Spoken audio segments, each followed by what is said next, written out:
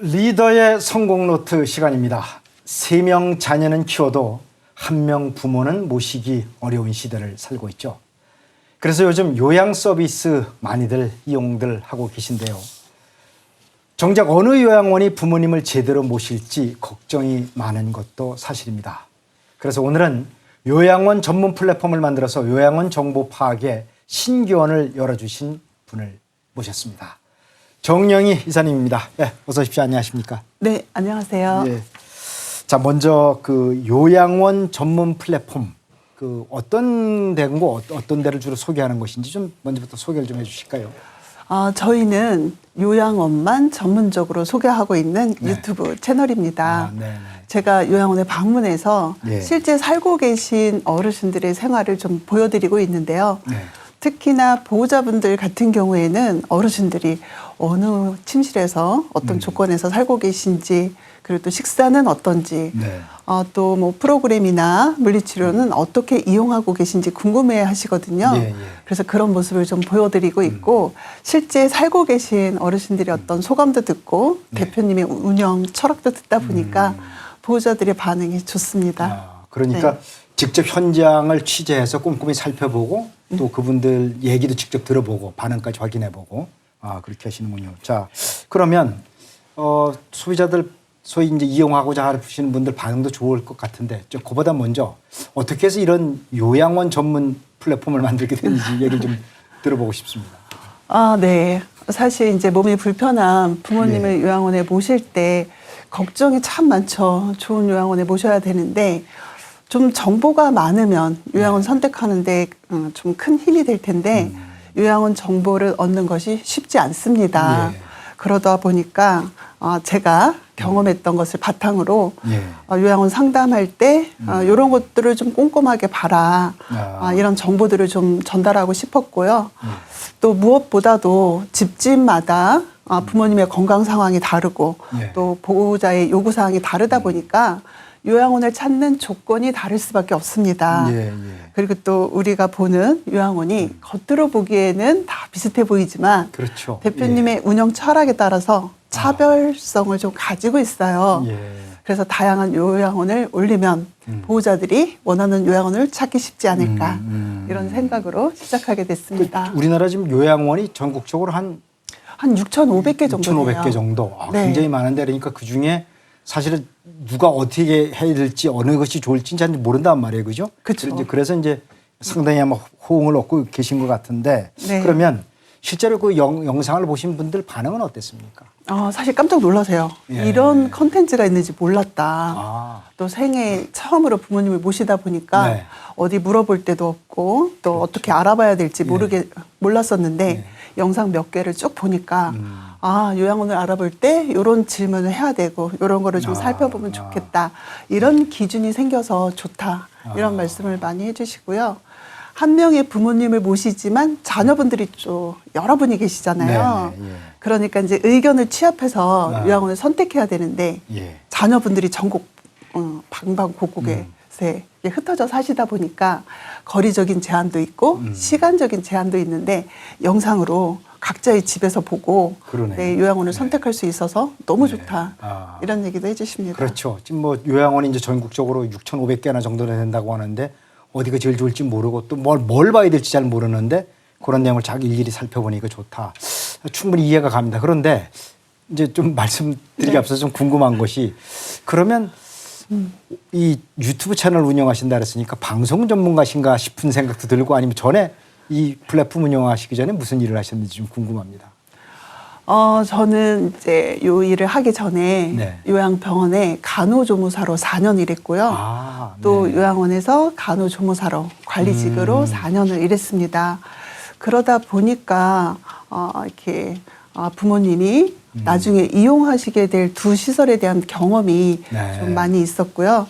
또 보호자분들이 이런 시설을 선택하실 때 불안하기도 하고 고민이 많다는 것을 알게 됐습니다. 그러니까 진짜 요양원 전문가시네요. 경험도 많으시고 감사합니다. 8년이나 되셨다고 하니까 그러면 이제 이거 소개하느라고 정말 많은 요양원 다녀보셨을 텐데 궁금한 것이 정말 좋은 요양원이라고 하면 어떤 데라고 얘기할 수가 있습니까? 처음에는 저도 좋은 요양원이 따로 있다고 생각했어요. 시설 좋은 데가 네네. 근데 이제 이 일을 계속 하다 보니까 네. 좋은 요양원이란 곧 우리 집에 뭐 가정 형편도 고려해야 되고 부모님의 건강도 고려해야 되고 우리가 요양원에 바라는 게 뭔지도 좀 생각해 봐야 되는데 이런 것들이 딱 맞는 요양원이 결국은 좋은 그렇죠. 요양원이다. 이렇게 좀 생각이 좀 바뀌었어요. 수요자 맞춤형 거기에 잘 맞고 네, 맞습니다. 그렇죠. 그러네요. 예. 네. 그러면 그 요양원들을 이제 필요한 분들 특히 이제 연로하신 부모님 모셔야 될 저 자녀분들 뭔가 이 꿀팁 같은 게 좀 있을까 좀 싶어요. 예를 들면 네. 어떤 거가 꼭 필요한 거 그리고 체크할 때 이런 것은 꼭 반드시 체크해라 이런 것들이 좀 있을까요? 네.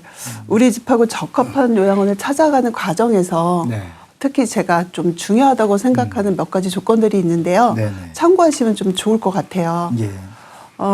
일단은 좀 개방적인 요양원이 좋다고 생각합니다. 개방적인 요양원이라고 하는 것은 네. 보호자가 부모님이 살고 계신 생활실에 방문할 수 있는 것을 말하는데요. 예. 이렇게 보호자들이 수시로 방문하게 되면 아무래도 직원분들이 좀 조심하게 되고 네. 그러니까 더 안심하고 모실 수 있고요. 그다음에 시설은 뭐 고급스럽지는 않아도 예. 편의성과 안전성이 잘 갖춰져야 된다고 생각합니다. 그렇죠. 돌봄을 제공하는 게 하루만 잘해서 되는 문제가 아니라 네네. 지속적으로 꾸준히 제공해야 되는데 직원 입장에서도 그렇고 또 살고 계신 어르신들 입장에서도 그렇고 이렇게 편의성과 또 안전성이 잘 네. 뒷받침을 해줘야 예. 가능하더라고요. 그러면 혹시 반대로 이런 요양원은 피하는 것이 좋겠다 이런 점이 좀 있으면 어떤 것이 있을까요? 네.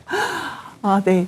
반대로 이제 피해야 되는 요양원은 예. 요양원을 많이 방문하다 보면은 네. 사실 저절로 알게 됩니다. 네, 저절로 알게 돼요. 예, 제가 예. 이렇게 방송으로 말씀드리기에는 조금 어려운 점이 있고요. 네. 그보다도 이제 아까 말씀이 좀 이어서 네. 꿀팁 같은 거에 실천을 하고 있는지 좀 체크해 보셨으면 좋겠어요. 말로는 뭐 우리는 이런 가치를 표방하고 있고 이런 이념을 실현하려고 한다 뭐 이렇게 얘기를 해도 실천을 하지 않으면 아무런 소용이 없거든요. 그런 데는 피해야 되겠고. 네, 그런 데는 피해야 합니다. 예를 들면 고가의 그 운동 기기를 들여놓고 사용법조차 모르는 요양원도 있습니다. 그러니까 준비하는 것도 중요하지만 실천은 더 중요하다고 생각하고요. 네, 네. 또 제가 제일 중요하다고 생각하는 건 소통입니다.